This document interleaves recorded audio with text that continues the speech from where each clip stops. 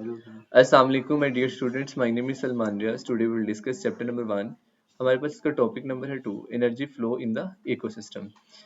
इसमें कुछ की डेफिनेशंस हैं, जिसमें सबसे पहली डेफिनेशन आ जाती है प्रोड्यूसर्स की। प्रोड्यूसर्स ऐसे ऑर्गेनिजम्स होते हैं that produce their own food, जो अपनी खुराक खुद बना सकते हैं। मेनली इसमें प्लांट्स होते हैं, पौधे जो अपनी खुराक खुद बनाते हैं थ्रू फोटोसिंथेसिस के जरिए।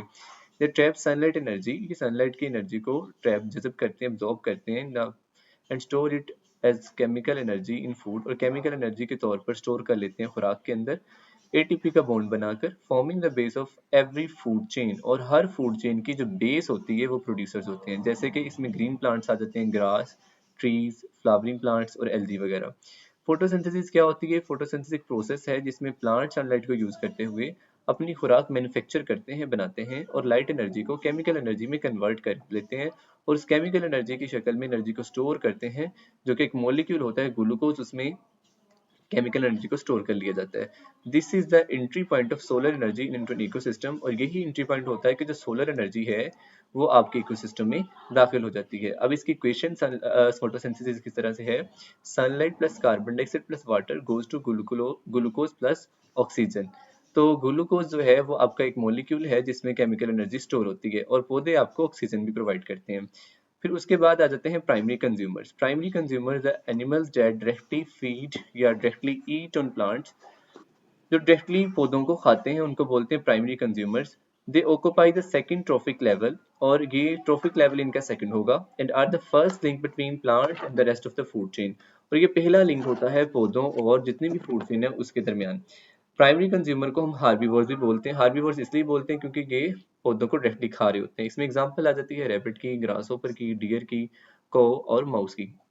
सेकेंडरी कंज्यूमर्स होते हैं carnivores. Carnivores animals that eat other animals, ऐसे जानवर जो दूसरे जानवरों को खाते हैं, वो कहलाते हैं सेकेंडरी कंज्यूमर्स। इसको कार्निवर्स भी बोलते हैं। दे ऑक्यूपाइड थर्ड ट्रॉफिक लेवल, और इसका ट्रॉफिक लेवल थर्ड होगा, एंड और ऑल्सो कॉल्ड कार्निवर्स, और हम इनको कार्निवर्स भी कहते हैं।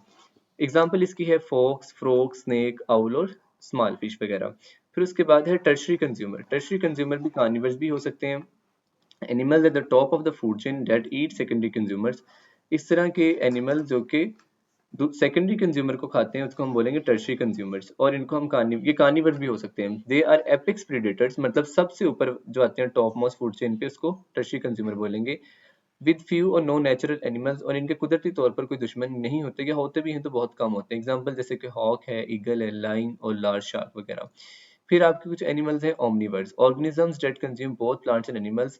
ऐसे जानदार जो पौधे और जानवर दोनों को खाते हैं वो क्या कहलाते हैं? Omniverse. They can function at multiple trophic level simultaneously, ये मल्टीपल ट्रॉफिक लेवल पर एक साथ काम कर सकते हैं, जैसे कि ह्यूमन, बियर्स, क्रो और पिग वगैरह। फिर लास्ट पे आ जाते हैं डिकम्पोजर। डिकम्पोजर क्या होते हैं? Organism that break down the dead bodies of plants and animals.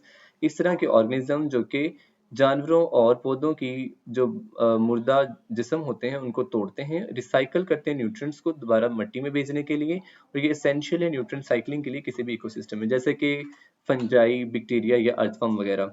फिर आपके पास इकोसिस्टम क्या होता है? System form by the interaction of a community of organism with their physical environment. एक ऐसा सिस्टम जो कि बनता है जानदारों के उनके फिजिकल एनवायरनमेंट के इंटरेक्शन की वजह से, continuous flow of energy and cycling of nutrient, जिसमें एनर्जी कॉन्टिन्यूसली फ्लो कर रही होती है और न्यूट्रिएंट्स रिसाइकल हो रहे होते हैं। For example forest, pond, desert और कोरल रीफ्स वगैरह क्या है आपके इकोसिस्टम का हिस्सा है। उसके बाद मेमोरी टिप्स में ये है कि आप सोचें इस तरह की, जिस तरह एक सीढ़ी होती है, सबसे पहले सीढ़ी में सबसे छोटे वाला जीना, फिर उससे ऊपर वाला, फिर उससे ऊपर वाला। सबसे पहले आपके प्रोड्यूसर आएंगे, फिर प्राइमरी, फिर सेकेंडरी, फिर टर्शियरी कंज्यूमर आएंगे। टर्शियरी कंज्यूमर को खत्म करने के लिए, उसकी डेड बॉडी को डाइजेस्ट करने के लिए, उसकी डेड बॉडी को खत्म करने के लिए, उसके न्यूट्रिएंट्स को सोइल में दोबारा से भेजने के लिए, तो डिकम्पोजर उसकी बॉडी को खत्म करते हैं। Each ring gets its energy from the rung below it, जो हर लेडर का जो हिस्सा होता है वो उससे नीचे वाले से एनर्जी हासिल करता है। Energy always flows from the sun, energy हमेशा फ्लो करेगी सन से प्लांट्स की तरफ, प्लांट से एनिमल्स की तरफ, और एनिमल से डिकम्पोजर्स की तरफ। फिर उसके बाद एनर्जी फ्लो के लिए ये भी आपका है कि किस तरह से एनर्जी एंटर्स इन इकोसिस्टम में सनलाइट के तौर पर ये आएगी और कैप्चर्ड करेगा इसको प्रोड्यूसर थ्रू फोटोसिंथेसिस के जरिए, और then flows through the successive levels of consumer. फिर उसके बाद मुख्तलिफ लेवल ऑफ कंज्यूमर आएंगे। हर लेवल के ऊपर कुछ ना कुछ एनर्जी जो है वो हीट हो रही होती है, लूज हो रही होती है हीट के तौर पर। इसलिए हम कहते हैं कि फूड चेन के आम तौर पर रेयरली एक्सीड्स 4 और 5 लेवल, बहुत कम चांसेस हैं कि कोई फूड चेन 4 से 5 लेवल से एक्सीड करे। सन आपके एनर्जी सोर्स है, पौधे इसमें यूज करेंगे, प्लांट प्रोड्यूसर है, ठीक है, सन लाइट को यूज करके अपनी खुराक बनाएंगे, फिर उसको रैबिट ने खा लिया, इसको बोलेंगे प्राइमरी कंज्यूमर, फिर उसको फॉक्स ने खा लिया, इसको बोलेंगे टर्शरी सेकेंडरी कंज्यूमर, फिर उसको खा लिया हॉक ने, तो हम इसको बोलेंगे टर्शरी कंज्यूमर।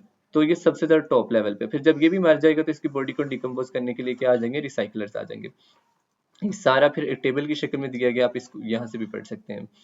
वो कहता है कि at every trophic level a large portion of energy is loss as heat, आपका जो ज्यादातर पोर्शन एनर्जी का वो हीट के तौर पर लूज हो जाता है। This is shown in figure in your text book, आपकी टेक्स्ट बुक में दिखाया गया। Only about 10% of energy is transfer the next level, सिर्फ 10% जो है एनर्जी वो जो है वो ट्रांसफर होती है अगले लेवल में। नेक्स्ट आपके पास है जी फूड चेन और फूड वेब क्या होती है। Food chain the production of food and the feeding relationship among organism at different levels forms food chain. खुराक का बनना, फिर मुख्तलिफ ऑर्गेनिज्म का उस खुराक पर डिपेंड होते हुए एक दूसरे के साथ लिंक होना, मुख्तलिफ लेवल्स के ऊपर फूड चेन बनाता है। फूड चेन हमेशा प्रोड्यूसर लेवल से शुरू होगी और उसके बाद हार्बीवोर, फिर कार्निवोर, फिर उसके बाद आखिरकार डिकम्पोजर आ जाएंगे। जैसे पौधों को खाते हैं रैबिट, रैबिट को खाती है फॉक्स, फिर फॉक्स को खा जाता है लाइन, और लाइन मर जाएगा तो इसको डिकम्पोज कर देंगे डिकम्पोजर्स। तो फूड चेन हमेशा प्रोड्यूसर से शुरू होगी। फूड वेब में क्या होता है, food chains are not simple because animals eat a variety of organism. कहता है आमतौर पर ऐसा होता है फूड चेन जो है वो नहीं होती, बल्कि एनिमल्स वैरायटी ऑफ ऑर्गेनिज्म को खा रहे होते हैं। These feeding relationship among organism express more accurately as food web. तो हमें क्या करना पड़ता है, बहुत सारी फूड चेन को जोड़ना पड़ता है, ज्वाइंट करना पड़ता है, तो उस तरह से क्या बन जाता है, फूड वेब बन जाता है। वेयर और all animals feed in more than one food chain, जिसमें तमाम जानवर जो है एक से ज्यादा खुराक पर इन्हिसार करते होते हैं और फूड चेन एक से ज्यादा फूड चेन बन जाती है। These chains are joint together, इनको मिला के फूड वेब बन जाता है। इन दोनों में डिफरेंस क्या है, फूड वेब में स्ट्रक्चर ये सिंगल लीनियर सीक्वेंस होता है, जबकि फूड वेब कम्प्लेक्स और मल्टीपल इंटरकनेक्टेड चेन्स होती हैं। फीडिंग इसमें ये होगा कि फूड चेन में each organism has one food source, her organism का सिर्फ एक खुराक का जरिया होगा, जबकि फूड वेब में ऑर्गेनिज्म मल्टीपल सोर्सेज पर बिल्ड करे होंगे। रियलिज्म ये है कि सिंप्लीफाइड मॉडल है फूड चेन, जबकि food web more accurate representation है नेचर की। स्टेबिलिटी क्या है, फूड चेन लेस स्टेबल है, इसमें अगर आपने एक लिंक भी रिमूव कर दिया तो वो सारी फूड चेन को खत्म कर देगा। फूड वेब क्या होगा, मोर स्टेबल है और अल्टरनेटिव पाथ एग्जिस्ट करते हैं। प्लांट्स रैबिट को खाएंगे, रैबिट फॉक्स को, और फॉक्स लाइन को, एक फूड चेन की एग्जांपल है। और फूड वेब में क्या है, ग्रास ग्रासों पर भी खाता है, माउस भी खाता है, रैबिट भी खाता है, और ये तीनों चीजें इन तीनों चीजों को खा सकता है, फॉक्स, फ्रॉग और आउल वगैरह, फिर इन तीनों को खा सकता है हॉक और स्नेक। ये था आपका फूड चेन और फूड वेब का कंपैरिजन। फिर उसके बाद आ जाता है एक क्वेश्चन जो कि textbook side box question है, what would happen if decomposer vanish from the face of the earth. अगर जमीन से डिकम्पोजर खत्म हो जाए तो क्या क्या हो सकता है। अगर डिकम्पोजर्स खत्म हो जाते हैं, फंजाई, बैक्टीरिया और अर्थवर्म वगैरह, तो सीक्वेंसेस ये निकलेंगे कि आपका जो कुमुलेशन ऑफ डेड मैटर, जितना भी डेड मटेरियल है, डेड बॉडीज है प्लांट्स और एनिमल्स की, वो उनके ढेर लग जाएंगे, पाइल अप हो जाएंगे हर जगह, और कोई भी चीज दोबारा से टूटेगी नहीं, और अर्थ सरफेस जो है वो अनडिकम्पोज्ड वेस्ट से भर जाएगी।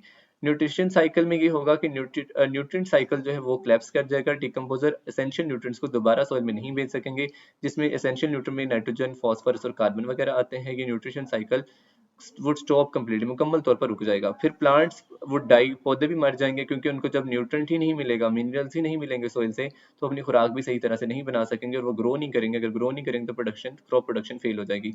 फूड चेन वुड क्लैप्स, जब पौधे ही नहीं होंगे तो फिर फूड चेन भी खत्म हो जाएंगी। फिर उसके बाद carbon cycle would break, carbon cycle में decomposer release carbon dioxide back in the atmosphere during decomposition के दौरान, डिकम्पोजर जो है वो कार्बन डाइऑक्साइड को दोबारा एनवायरनमेंट में भेज रहे होते हैं, तो कार्बन साइकिल भी डिस्टर्ब होता है। और soil formation would stop, decomposer responsible for creating humus, humus कहते हैं रिच टॉप सोइल को, और कोई भी decomposer means no new soil formation, नई मट्टी नहीं बनेगी, और eventually our fertile land would be lost, और तमाम का तमाम जो फर्टाइल लैंड है वो खत्म हो जाएगा। डिकम्पोजर आर साइलेंट क्लीनर्स, हम इनको साइलेंट क्लीनर्स बोलते हैं इकोसिस्टम का, कि इकोसिस्टम को साफ करते हैं। There absence would ultimately lead the collapse of the life on earth, इसके खत्म हो जाने से जिंदगी मुकम्मल तौर पर जमीन पर खत्म हो सकती है। Despite the least glamorous part of the food chain, they are arguably the most crucial in sustaining life. अब हम चलते हैं क्विक क्विज की तरफ। Which organism are called producers in an ecosystem. अगर आपको इस टॉपिक समझ आया तो आप वीडियो को रोक के कमेंट सेक्शन में साथ साथ क्वेश्चंस का आंसर करें। प्रोड्यूसर्स कौन से होते हैं, वो जो सबसे फर्स्ट लेवल आता है इकोसिस्टम में, फूड चेन में, वो प्रोड्यूसर्स होते हैं। तो plant that make their food through photosynthesis will be your correct answer. Herbivore is same as a, herbivore क्या होता है, primary consumer, secondary, tertiary, decomposer क्या होता है। तो प्राइमरी कंज्यूमर होता है हार्बिवोर। उसके बाद आ जाएगा which of the following represent correct order of food chain. Correct order of food chain क्या है? मैंने बताया था कि प्लांट जो है वो फर्स्ट आपका जो है प्रोड्यूसर्स होते हैं, तो फूड चेन हमेशा प्रोड्यूसर से शुरू होगी, तो डी सही होगा। प्राइमरी रीजन क्या है? Food web is more realistic than food chain. क्यों ज्यादा रियलिस्टिक है? Food web is more shorter and simpler, और food web exclude decomposer, include carnivores, animal feed multiple not just one, क्योंकि multiple पर depend करें इसलिए ज्यादा स्टेबल होती है।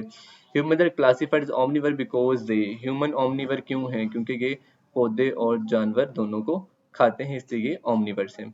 स्टूडेंट, ये था हमारा topic energy flow in the ecosystem. I hope so you have the clear understanding of this topic. If you have any question, feel free to comment section below. Inshallah, I'll be there to answer your questions. Okay, Allah Hafiz.